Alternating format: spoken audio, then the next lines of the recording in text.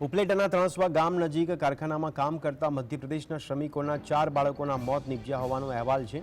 બાળકોની તબિયત લથડવાને કારણે તેમને સારવાર અર્થે હોસ્પિટલમાં ખસેડવામાં આવ્યા હતા, જ્યાં સારવાર દરમિયાન આ બાળકોના મોત થયા હોવાના સમાચાર મળ્યા છે।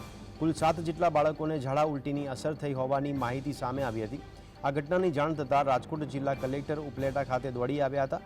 સમગ્ર બાબતને લઈને વિવિધ ટીમ દ્વારા ઊંડાણપૂર્વક તપાસ અને પૂછપરછનો ધમધમાટ શરૂ કર્યો છે। જવાબદારો સામે પગલાં લેવાનું કલેક્ટરે આશ્વાસન આપ્યું હતું। તો બાળકોના મોત થવા પાછળ ફૂડ પોઈઝનિંગની અસર પણ ક્યાંક શંકા ઉપજાવી રહી છે, ત્યારે જવાબદાર લોકો વિરુદ્ધ કામગીરી કરવામાં આવશે તેવું કલેક્ટર દ્વારા લોકોને આશ્વાસન આપવામાં આવ્યું છે। જેમાં શ્રમિકોના બાળકોના મોતના મામલે શ્રમિકો દ્વારા હોબાળો પણ મચાવવામાં આવ્યો હતો।